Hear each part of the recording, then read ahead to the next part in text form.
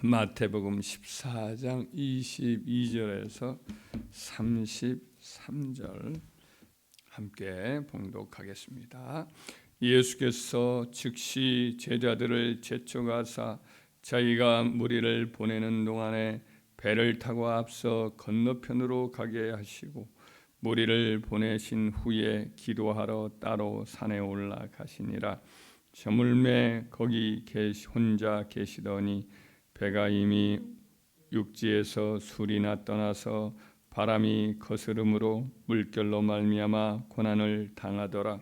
밤 사경에 예수께서 바다 위로 걸어서 제자들에게 오시니 제자들이 그가 바다 위로 걸어오심을 보고 놀라 유령이라 하며 무서워하여 소리 지르거늘 예수께서 즉시 이르시되 안심하라 나니 두려워하지 말라.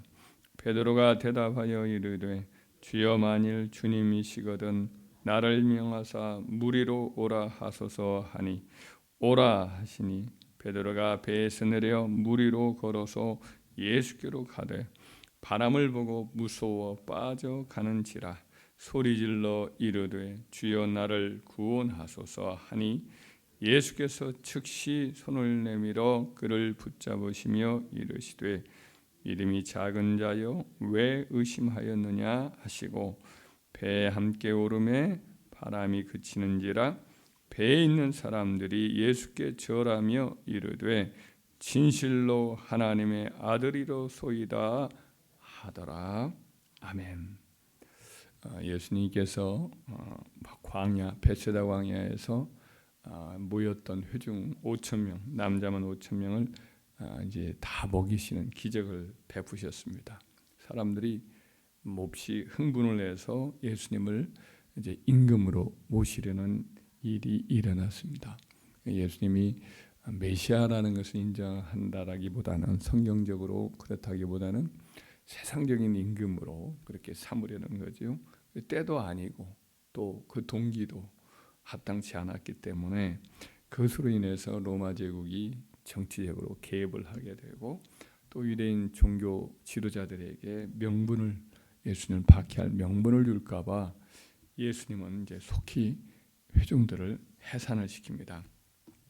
먼저 제자들이 아마 더 그런 선동에 앞장설 수도 있어서 그런지 휘말릴 수도 있어서 그런지 예수님이 제자들을 먼저 배에 태워서 저 건너편으로 가라 이렇게 명령을 하시고 제자를 먼저 속히 이제 내보내지요. 건너편이라는 것이 구체적으로 예수님 말씀을 하신 것 같습니다. 게네사렛 땅이라고 이제 34절에 보는 것을 보면 게네사렛이라고 하는 그 성읍이 있는데 거기에 이제 가라 이렇게 명령을 하신 것 같습니다. 그리고 예수님은 사람들 다 보낸 이후에 높은 산에 올라가셔서 거기서 이제 밤새 기도를 하셨습니다. 그 후에 제자들이 이제 그 갈릴리 바다에서 이제 항해를 하는 중이었는데 역풍을 만나요. 역풍을 만나서 큰 고생을 하는데 예수님이 바닷물결을 밟고 그렇게 올라오셔서 제자들을 건져 주십니다. 그래서 그들을 무사히 이제 예수님과 함께 게네사렛 땅에 도착을 해서 거기서 또 많은 사람들을 고치고 말씀을 전하는 사역을 그 다음 날 또 사역을 감당을 합니다. 이 밤중에 제자들의 항해 그리고 예수님의 구출한 이 사건을 통해서 단 몇 가지 영적 교훈을 우리가 이 아침에 살펴보고자 합니다. 첫째로 하나님의 백성들이 순종을 한다 할지라도 고난이 찾아올 수 있다라는 거지요. 예수님께서 갈릴리 바다 건너편에 있는 게네사렛 땅으로 가라. 주님께서 명령을 했습니다. 제자들은 이제 해변에 베세다 광야 입구에 있는 그 해변에 묶어두었던 배를 타고서 이제 순종해서 항해를 시작을 했지요. 그런데 그들이 배를 타고 한참을 가다가 바다 한가운데 이르렀을 때에 거스르는 바람을 만나게 됩니다. 서풍을 만나게 되지요. 물결이 점점 거세게 일어나고 제자들은 역풍 때문에 너무나 힘이 든 그런 삶을 그런 이제 항해를 하게 되지요. 이걸 보면 주님의 말씀, 하나님의 계명에 순종한다고 해서 언제나 순풍만을 만나고 모든 일이 형통하게 이렇게 펼쳐지는 것은 아닙니다. 예수님을 믿고 그리스도인이 되어서 하나님을 잘 섬긴다고 해서 인생의 역풍이 나타나지 않느냐? 그건 아니라는 거죠. 아브라함의 예를 들면 그가 이제 갈대아 우르에 있을 때에 모든 것이 다 안정되고 나이도 또 75세나 되었고 뭐 움직인 건 어렵지요.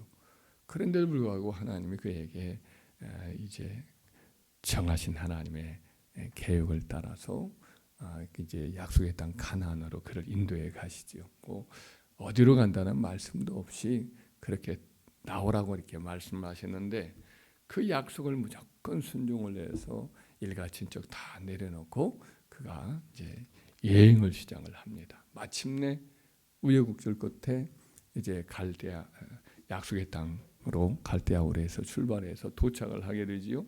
세겜에 도착을 하니까 이 땅을 너와 내 자손에게 주리라 이렇게 말씀을 하셔요.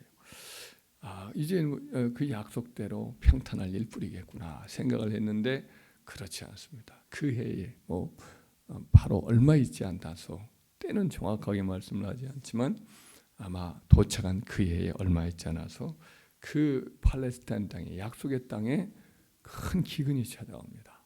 후에도 이삭 때에도 아브라함 때와 같은 기근이 나타났다. 이걸 보면 그 아브라함이 처음 도착할 그때의 그 기근은 유명한 기근이었던 것 같습니다.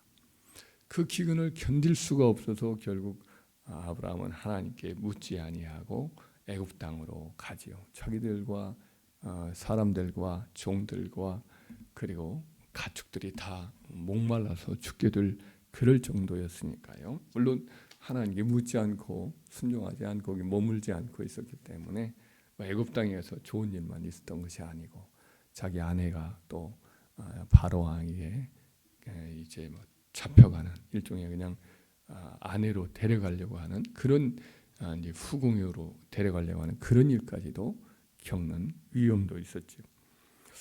여기서 보면 약속의 땅 가나안에 도착을 해요. 모든 걸 다 버려두고 말씀만 붙들고 순종하며 갔는데 바로 그 해에 그 약속의 장소에서 축복이 아니라 큰 위험이 이렇게 자기를 찾아오는 일을 겪게 되죠. 이처럼 우리가 주님의 말씀 순종을 해요. 하나님의 계명에 전적으로 헌신을 해요. 교회를 사랑하고 열심으로 기도하고 그렇다고 해서 시련이 찾아오지 않느냐, 문제가 전혀 일어나지 않는가? 그건 아닙니다. 우리가 주님을 잘 섬기고 순종을 잘할 때에도 우리 인생의 바다에는 역풍이 달려오는 경우가 있다는 거죠. 그래서 그 반대의 경우도 있습니다. 우리가 주님께 막 불순종합니다. 게으르고 인간적인 어떤 방법으로 이렇게 살아갑니다.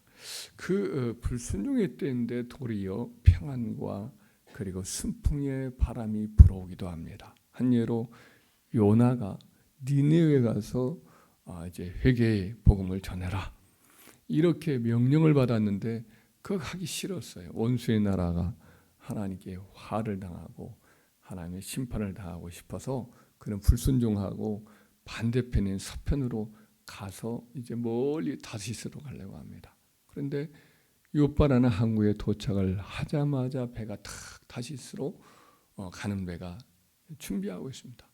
배에 타자마자 순풍이 탁 그를 이끌어 갑니다.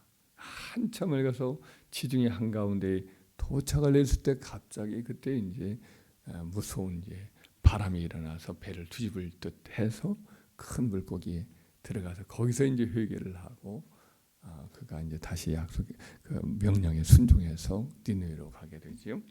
참 맨 처음에 순풍이 찾아와요. 모든 일이 다 자기 뜻대로 되는 것 같습니다. 그러나 사실은 그게 나중에는 큰 역풍이 불고 큰 어려움을 겪게 되는 그런 일이 이제 불순종의 결과죠. 그래서 우리가 불순종할 때 도리어 평안하고 형통할 수 있고 반대로 순종할 때에 역풍이 일고 거친 풍랑이 찾아올 수도 있다. 이걸 우리는 기억을 하고 현상에 상관없이 어떤 경우에도 우리는 이와 같은 순종의 길을 걸어야겠다. 그러니까 현상을 바라보고 그것 때문에 우리가 낙심하거나 좌절하거나 하지 말아야겠다. 이 순풍이 순종하는 자에게 역풍이 웬 말이냐 하고는 믿음을 내려놓고 그런 일이 없고 우리가 순종하더라도 언제든지 시련도 있을 수 있다. 이걸 기억하고 그럼에도 불구하고 주님을 믿고 신뢰하는 저와 여러분 되기를 주의 이름으로 축원합니다. 두 번째는 순종에는 인내가 필요하다라는 것을 함께 살펴볼 필요가 있습니다. 제자들이 처음에 평안하게 배를 타고 이제 항해를 시작했을 때가 밤이 찾아오기 직전이니까 어둠이 찾아올 때에 그때 예수님께서 저들이 가다가 큰일 나겠다, 기진에서 쓰러지겠다. 그래서 오병의 기적을 베풀었고 바로 흥분한 그 사람들에 의해서 예수님이 이제 다 해산을 명령했을 때니까 아마 5시 아니면 6시 이 정도가 이제 그들이 배 타고 항해를 시작했을 때예요. 그런데 이제 건너편으로 가게 되면 한참 배를 이렇게 노를 저 간다고 했을 때 역풍만 없다고 한다면 뭐 9시나 이 정도는 10시나 늦어도 그냥 도착을 했을 겁니다. 그런데 그들이 배를 타고 한가운데 나아가자 갑작스럽게 역풍이 불어서 꼼짝을 할 수가 없어 배가 제자리 걸음을 하는 거죠. 그런데 12명이나 되는 그 제자들이 번갈아 가서 이제 노를 젓는데도 배가 나갈 기미를 보이지 않는 거죠. 계속해서 그들이 땀을 흘리면서 계속해서 노를 젓고 여하튼 예수님과 만나기로 작정을 한 게네사도로 가려고 몸부림을 치는 겁니다. 아무리 해도 어렵고 이렇게 해도 안 되고 뭐 힘을 다해도 5m나 나가나요? 10m나 나가나요? 이렇게 하다가는 다 탈진해서 이제 바다 한가운데에서 결국에는 이제 더 큰 풍랑에 의해서 물고기밥이 되겠다라는 불안감이 막 이렇게 그들을 사로잡을 텐데도 그들은 이제 뭐 도중에 뱃머리를 돌리거나 혹은 다시 있던 자리로 하거나 하지 않고 여하튼 뭐 계속해서 노를 젓는 거죠. 1시간, 2시간이 아닙니다. 여기 25절에 보면 밤 사경에 예수님께서 바다 위를 걸어서 제자들이 오시죠. 밤 사경은 어떤 때냐면 이 유대인들은 이 밤을 네 개로 나눠요. 그래서 1경, 2경, 3경, 4경인데 4경은 그러니까 새벽 3시부터 6시까지. 그러니까 대체로 한 4시라고 한번 생각을 한다 해도 무려 노만 젓는 시간이 11시간. 그렇게 되는 거예요. 11시간이나 계속 노를 젓는다는 것은 정말 어려운 일 아니겠어요. 근데 그들은 도중에 불가능하다, 영 큰일 났다, 끝났다 이러다가 우리가 죽고 말겠다 이런 생각을 하고 순종하기를 포기하고 다른 길을 모색할 수 있었을 텐데 오래 참고 계속해서 노를 저은 거예요. 1시간만 아니라 11시간을 노를 저은 거예요. 우리가 주님을 섬기면서 순종할 때에 아무런 효과가 나타나지 않습니다. 아무리 전도해도 한 사람도 돌아오지 않습니다. 아무리 기도해도 성령의 역사가 나타나지 않습니다. 아무리 주를 위해서 뭐 애를 쓰고 수고한다고 해도 우리 일에는 어려운 일이 겪을 수가 있습니다.